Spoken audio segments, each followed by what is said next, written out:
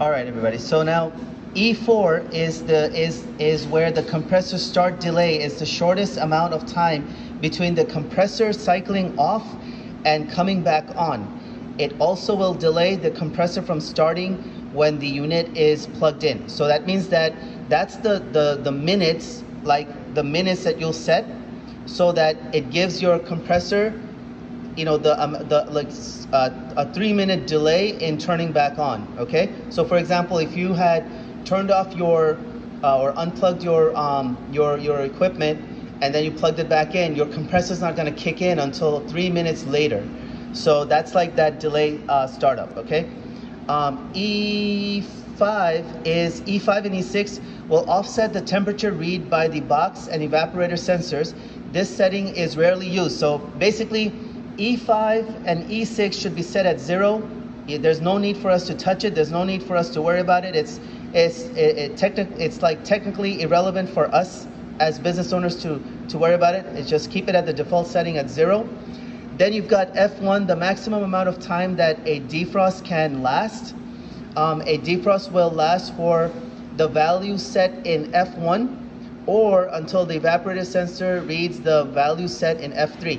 So this is important because if you don't have the right amount or the right defrost timing set up, then your coil will freeze up and ice up, and then like you're gonna have more water and stuff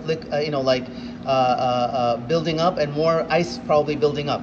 So that's where we have it set up to this default setting of we have it set to 20 minutes because our unit is small. We don't need that much time for it to defrost. But if you have a bigger unit, then you should set it to 30 minutes. Okay. All right. And then F2 is the defrost interval controls how often the unit goes into defrost. A setting of 6 corresponds to every 6 hours or 4 times a day. In addition, the first defrost will start at F2 number of hours after the unit is first plugged in. So for us, the defrost interval hours is 12 hours. So every 12 hours, it's going to stop and it's going to defrost, do that defrosting period, and then it's going to allow the water to drain down, and then eventually that water, it's just enough to evaporate and not like cause any leaks and stuff under your equipment.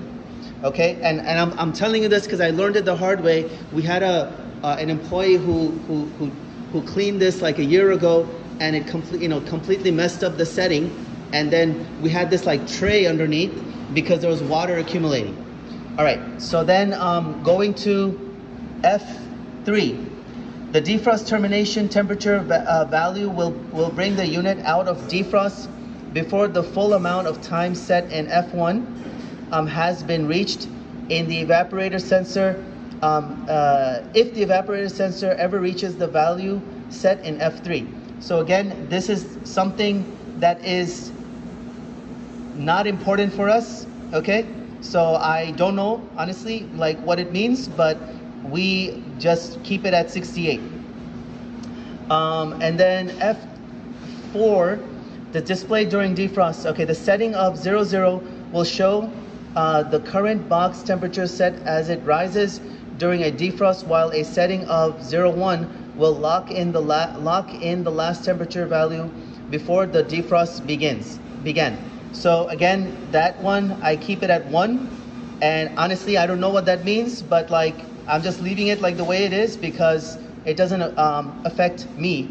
And then all of these other stuff, F5 to F9, these are advanced settings. It has nothing to do with us. Just leave it alone and keep it the way you see it. And then C1 is that temperature units. If you want it at Celsius or Fahrenheit, that's what you'll do. Now I just want to show you something.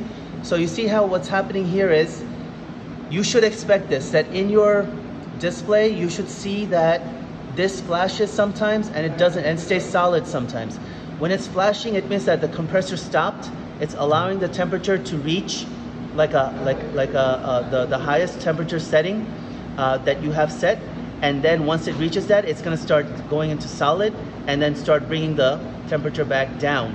and then that's where it's going to fluctuate between 33 and 39 in my case, and that's where I want it. And that's where most of our food business owners should also get it.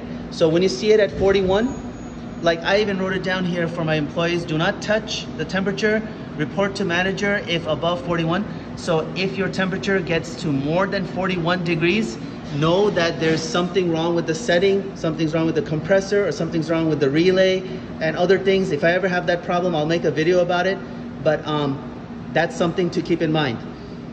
This, you can Google search this, you know, SF-102 coolers, and it's got this 4-page article, and it kind of explains what the parts are and, you know, all these other electrical setups.